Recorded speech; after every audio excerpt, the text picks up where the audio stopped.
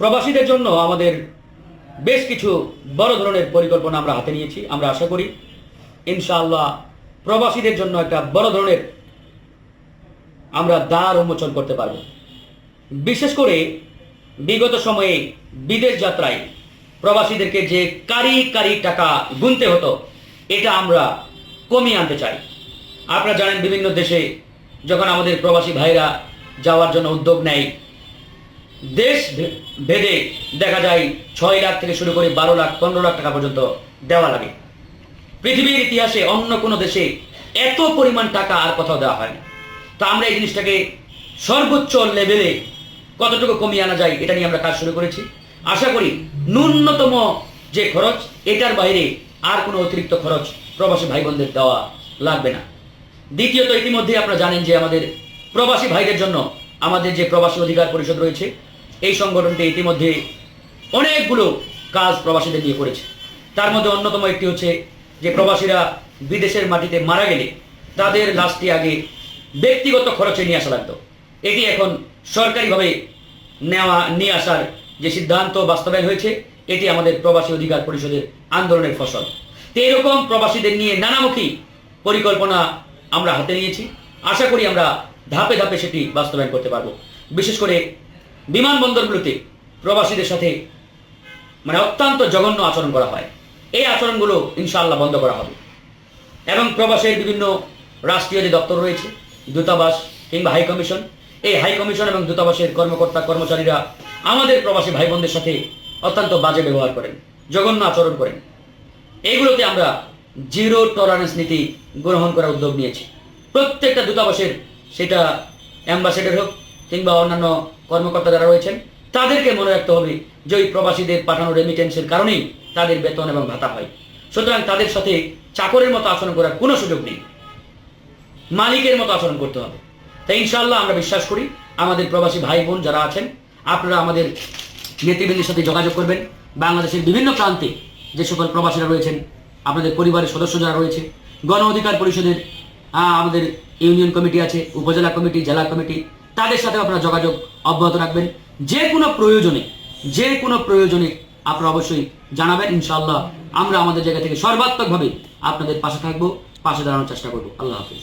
ভাই না, সেই সার দেওয়ার মন মানসিকতা আমাদেরকে তৈরি করতে হবে। আমাদের এই কেরানীগঞ্জে অনেক বড় সমস্যা আছে, ময়লার একটা জটিল সমস্যা। এই সমস্যাগুলো আমাদেরকে সমাধান করতে হবে এবং সঠিক প্রক্রিয়ার মাধ্যমে সমাধান করতে হবে। ওই যে সিন্ডিকেটের হাতে পড়ে যাবে এবং তারা মানুষের সাথে অখাদ্য ভাষায় কথা বলবে, গালি দিবে, ময়লা অত্রতত্র এনে অত্রতত্র ফেলে দেবে, সেই জায়গাগুলো আমাদেরকে চিহ্নিত করতে হবে এবং ব্যবস্থা গ্রহণ করতে হবে।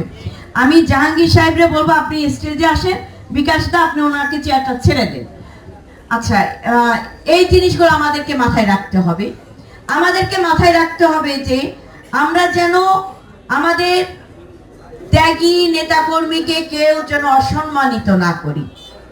আজকে এই ঢাকা 3 আসনের বিজয় অবশ্যই ডেফিনেটলি কেউ বলুক আর না বলুক, স্বীকার করুক আর না করুক, আমার বিএনপি ঝান্ডা ধরে রেখেছিল বলে এই বিজয় আমরা, চূড়ান্ত বিজয় আমরা আমাদের লক্ষ্যে পৌঁছাতে পেরেছি।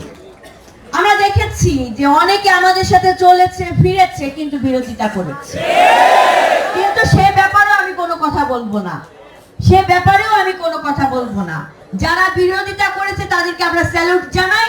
আপনাদের বিরোধিতার কারণে এত বড় চ্যালেঞ্জ মোকাবেলা করার সক্ষমতা আল্লাহ ঈশ্বর আমাদেরকে দিয়েছে।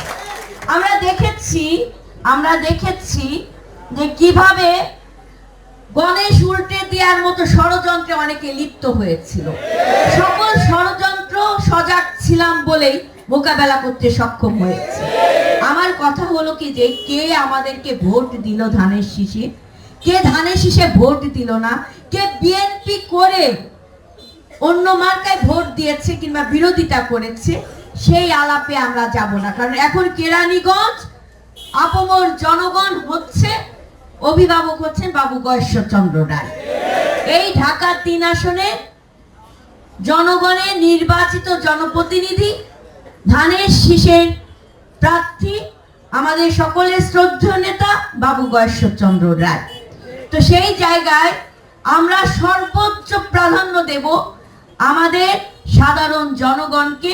সে আমাদের ভোট দিক আর না দিক, সকলের সম অধিকার আমরা নিশ্চিত করব, সকলের নিরাপত্তা আমরা নিশ্চিত করব, সকলের জন্য সুন্দর সুষম বন্টন আমরা নিশ্চিত করব, আমরা শিক্ষা ব্যবস্থার মান উন্নত করব, আমরা বেকার সমস্যা সমাধানের পথ আমরা নিরসন করব, সমাধান করব। আমাদের যেটা আমাদের মূল পরিকল্পনা ছিল, অর্ধেক জনগোষ্ঠী নারীকে আমরা পিছিয়ে রেখে আমরা কখনো এগিয়ে যেতে পারি না। সে অর্ধেক জনগোষ্ঠী নারীকে কিভাবে সম্পদে পরিণত করা যায়, কিভাবে স্বাবলম্বী করা যায় এক একটা পরিবারকে, সেই ব্যাপারে আমরা উদ্যোগ গ্রহণ করব। আপনার ফ্যামিলি কার্ডের কথা শুনেছেন, তো সেই ফ্যামিলি কার্ড 8টি উপজেলায় পাইলটিং এর মাধ্যমে আপনার এই ঈদের মধ্যে সেটা করা হবে, এক্সিকিউট করা হবে। তো সেই জায়গায় কেরানীগঞ্জ উপজেলা 8টি উপজেলার মধ্যে একটি উপজেলা। তো আমি আপনাদেরকে বলতে চাই, প্রশাসনের থানা জরিপ হবে একদম নিরপেক্ষ দৃষ্টিতে। আপনারা প্রত্যেকটি গ্রাম, আমি গ্রামের নাম দিয়ে দেব, সেই গ্রামে নিরপেক্ষ দৃষ্টিতে একজন যে প্রাপ্য সে তাকে আমাদেরকে তুলে নিয়ে আসতে হবে। তার নাম, তার ঠিকানা, তার মোবাইল নাম্বার যদি না থাকে তাকে মোবাইল নাম্বার নিতে হবে, হ্যাঁ, আইডি কার্ড এবং ভোটার আইডি কার্ড সবকিছু নিয়ে আপনারা থানা জরিপের মাধ্যমে আপনারা আগামী 7 দিনের মধ্যে আপনারা গ্রাম ভিত্তিক কোনো স্বজন প্রীতি যেন এখানে না হয়। একদম যারা প্রাপ্য তাদেরকে প্রথমে আমাদেরকে দেখতে হবে, এক পরিবারে যিনি 2টা বিয়ে করেছেন তিনি কিন্তু এর প্রাপ্য নয়। যে এক পরিবারে যিনি প্রধান, নারী প্রধান, তার নামে কিন্তু এই ফ্যামিলি কার্ড হবে, এবং তিনি যদি কৃষির সাথে সম্পৃক্ত থাকে অবশ্যই তিনিও এর প্রাপ্য হবে। সেই পরিবারে যদি কোনো মানে উঠতি বয়সে আমার কিশোর কিশোরী মানে শিক্ষার্থীরা আছেন, যারা কলেজে যাচ্ছেন, ইউনিভার্সিটিতে যাচ্ছেন, তারা যদি অস্বচ্ছ থাকে তাদেরকে সচ্ছলতায় আনার জন্য আমাদেরকে তাদেরকে তালিকাভুক্ত করতে হবে। তাহলে এটা একটা খুবই গুরুত্বপূর্ণ কাজ। এই গুরুত্বপূর্ণ কাজটি আমাদের যেহেতু পাইলটিং এর সিস্টেম, এরপরে তো ধারাবাহিকভাবে সবাই পাবে, কিন্তু পাইলটিং এর মাধ্যমে যেহেতু হচ্ছে, এটা আমাদের জন্য সবচেয়ে বড় চ্যালেঞ্জ যে আমরা এই কেরানীগঞ্জে একদম যারা যোগ্য প্রাপ্য সেই সকল সাধারণ পরিবারগুলোর কাছে আমরা এই ফ্যামিলি